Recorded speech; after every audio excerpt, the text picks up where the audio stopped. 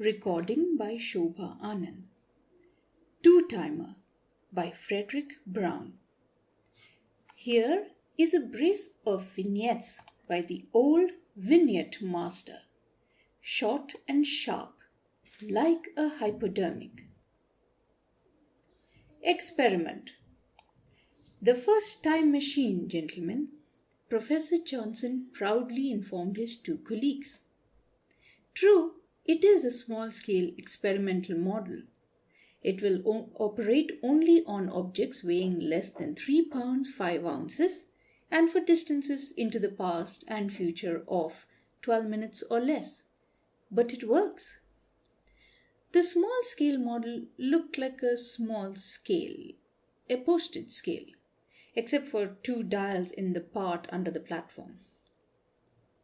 Professor Johnson held up a small metal cube. Our experimental object, he said, is a brass cube weighing 1 pound, 2.3 ounces. First, I shall send it 5 minutes into the future. He leaned forward and set one of the dials on the time machine. Look at your watches, he said. They looked at their watches. Professor Johnson placed the cube gently on the machine's platform. It vanished. 5 minutes later, to the second, it reappeared. Professor Johnson picked it up. Now, 5 minutes into the past. He set the other dial. Holding the cube in his hand, he looked at his watch. It is 6 minutes before 3 o'clock. I shall now activate the mechanism by placing the cube on the platform at exactly 3 o'clock. Therefore, the cube should, at 5 minutes before 3, vanish from my hand and appear on the platform 5 minutes before I place it there. How can you place it there then? Asked one of the colleagues.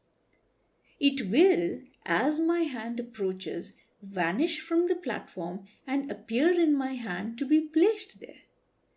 3 o'clock. Notice, please. The cube vanished from his hand. It appeared on the platform of the time machine. See, 5 minutes before I shall place it there, it is there. His other colleague frowned at the cube. But, he said, what if, now that it has already appeared 5 minutes before you place it there, you should change your mind about doing so and not place it there at 3 o'clock? Wouldn't there be a paradox of some sort involved? An interesting idea, Professor Johnson said. I had not thought of it, and it will be interesting to try. Very well, I shall not. There was no paradox at all. The cube remained. But the entire rest of the universe, professors and all, vanished.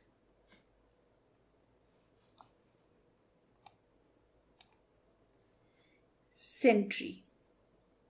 He was wet and muddy and hungry and cold, and he was 50,000 light years from home.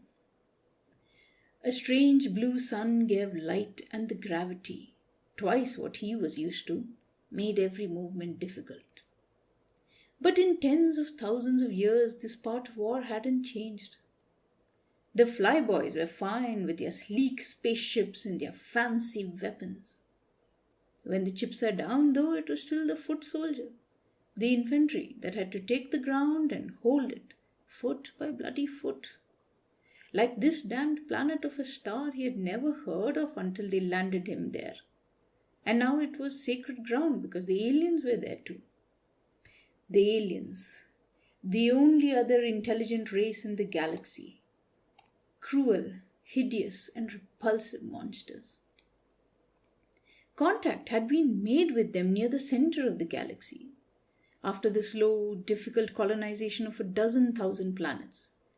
And it had been war at sight. They had shot without even trying to negotiate or to make peace. Now planet by bitter planet, it was being fought out. He was wet and muddy and hungry and cold, and the day was raw with a high wind that hurt his eyes. But the aliens were trying to infiltrate, and every sentry post was vital.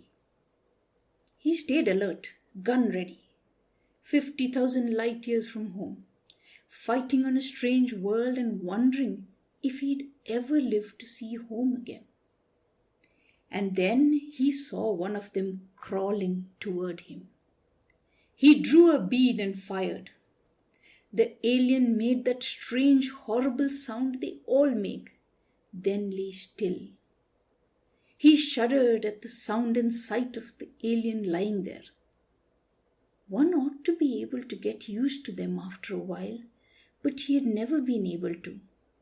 Such repulsive creatures they were, with only 2 arms and 2 legs, ghastly white skins and no scales. End of Two-Timer by Fredric Brown. Recording by Shobha Anand.